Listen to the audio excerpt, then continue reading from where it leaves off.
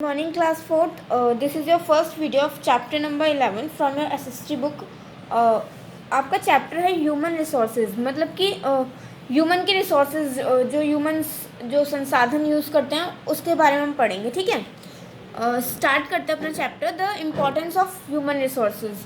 In the earlier chapter we have learned about natural resources like forests, minerals and water.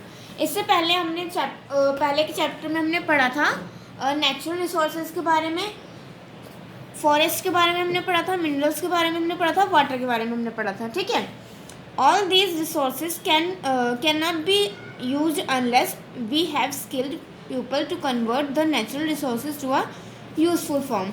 अब जितने भी ये natural resources हैं, जब तक हम इसे एक यूज़फुल फॉर्म में कन्वर्ट नहीं कर देते तब तक ये जो नेचुरल रिसोर्सेज हैं इनका यूज़ नहीं किया जा सकता. ठीक है, टू डू दिस, अब ये करने के लिए हमें क्या ज़रूरत पड़ती है, जैसे कि we need educated and skilled people. हमें एजुकेटेड और स्किल्ड, मतलब कि जिसके अंदर स्किल हो, कुछ काम करने की इच्छा हो, और क्या बोलते हैं, स्किल्ड पर्सन, टैलेंटेड पर्सन जो हो वो. ठीक है, उसकी ज़रूरत होती है. Human resources can be defined as the skilled and educated population of a nation. और ह्यूमन रिसोर्सेज जो हैं वो ऐसे डिफाइन किया जाता है कि हमारे नेशन में जो स्किल्ड और जो एजुकेटेड पर्सन है उनको हम डिफाइन करते हैं. ठीक है, the quality of the people defines the progress of the nation. और जो लोग हैं हमारे नेशन के, उनकी क्वालिटी डिफाइन करती है हमारे नेशन की, हमारे राष्ट्र की प्रोग्रेस को. Hence the people of the nation should be looked upon as its most valuable resource. और जो हमारे राष्ट्र के लोग हैं उनको हमारे जो रिसोर्सेज होते हैं उनकी लुक, उनको देखना चाहिए और उनकी वैल्यू समझनी चाहिए. ठीक है, आगे हम बात करते हैं reasons for India being under developed. अब इंडिया जो है वो अभी भी डेवलपिंग कंट्री है. आपने सुना होगा कि इंडिया जो है डेवलपिंग कंट्री है, जैसे अमेरिका वगैरह जो है वो डेवलप्ड कंट्री हैं. अब इंडिया जो अंडर डेवलप्ड है वो हम उसके बारे में पढ़ते हैं. ठीक है, India has the second largest population in the world. India का जो पूरे वर्ल्ड में इंडिया जो है सेकेंड लार्जेस्ट पॉपुलेशन है, मतलब कि चाइना सबसे ज़्यादा पॉपुलेटेड है, उसमें सबसे ज़्यादा लोग रहते हैं, उसके बाद इंडिया है. A large number of the people live in India live below the poverty line. और इंडिया में बहुत ही बड़े तादाद पर जो लोग हैं वो पॉवर्टी लाइन यानी कि गरीबी रेखा के नीचे आते हैं. This means most of the people in the country earn less than 100 rupees per day. और इसका मतलब ये है कि बहुत सारे लोग ऐसे हैं हमारी कंट्री में जो एक दिन में 100 रुपये से भी कम कमाते हैं. They do not get enough to eat. उनको खाने के लिए मतलब उनको खाने इतना भी उनके पास पैसे नहीं होते कि वो अपना खाना खा सके, अपनी फैमिली को खिला सके. ठीक है, the main reasons for poverty in India it ever increasing population. और इंडिया में इस पॉवर्टी जो गरीबी रेखा है उसका मेन कारण क्या है, इसकी जो पॉपुलेशन है इंडिया की वो बढ़ती जा रही है. ठीक है, रोज़गार नहीं है और जो पॉपुलेशन है वो बढ़ती जा रही है. ठीक है, ये मेन कारण है हमारे इंडिया में गरीबी होने का.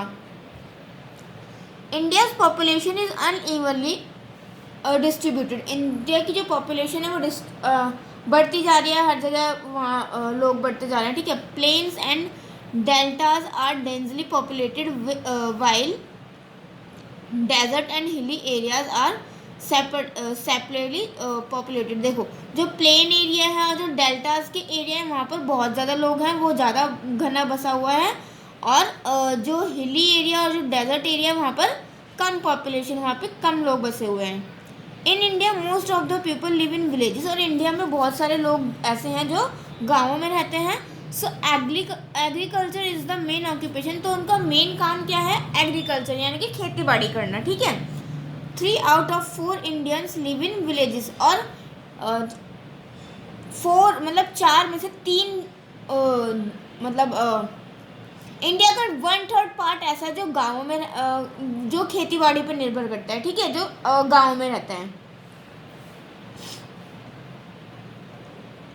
अगर मतलब इतने गांव में भी इतने लोग रहते हैं, जैसे मान लो 4 लोग हैं टोटल, तो 3 लोग जो हैं उसमें से वो गांव में रहते हैं, मतलब 1/3 पार्ट जो है वो गांव में रहता है। उनका मेन ऑक्यूपेशन क्या है, वो कैसे अपना पेट भरते हैं, खेती बाड़ी कर कर, ठीक है। For the past many years the village population has been moving to cities in search of work. और कुछ पहले मतलब कुछ सालों पहले से ऐसा हो रहा है कि जो विलेज की पॉपुलेशन है वो सिटीज़ में चली जाती हैं, क्योंकि उनको काम चाहिए होता है, ठीक है। वो काम ढूंढने की तलाश में कहाँ चली जाती है, शहरों में रहने चली जाती हैं। और इसको हम बोलते हैं माइग्रेशन, क्योंकि वो माइग्रेशन क्यों करते हैं, वो लोग गाँव में रहते हैं बट सिटीज़ में क्यों जाते हैं अपना काम ढूंढने, तो इसको हम बोलते हैं migration. They face many problems such as the problem of finding shelters and jobs in cities। और उनको बहुत सारी प्रॉब्लम को फेस करना पड़ता है, बहुत सारी प्रॉब्लम्स का सामना करना पड़ता है। जैसे उनको अपने घर ढूंढने में प्रॉब्लम होती है कि शहर में आ गए अब रहेंगे कहाँ, जॉब ढूंढने में प्रॉब्लम होती है कि आ तो गए अब जॉब कहाँ मिलेगी, ठीक है। आगे हमारा India ever increasing population has led to many problems. A few them are, देखो अब इंडिया में जो पॉपुलेशन बढ़ रही है उसके कारण बहुत सारी प्रॉब्लम्स आ रही हैं। अब कुछ प्रॉब्लम्स के बारे में हम पढ़ते हैं।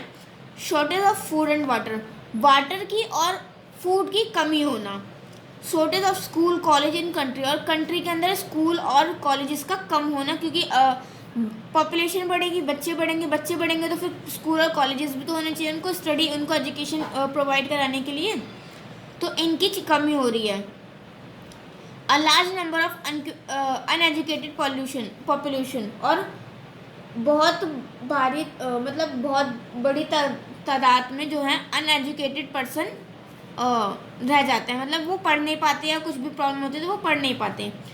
इंक्रीज इन अनएम्प्लॉयमेंट, बेरोजगारी का बढ़ना। इंक्रीज इन पॉवर्टी, और गरीबी रेखा का बढ़ना, ठीक है। ये सारे प्रॉब्लम जो है उनको फेस करनी पड़ती है।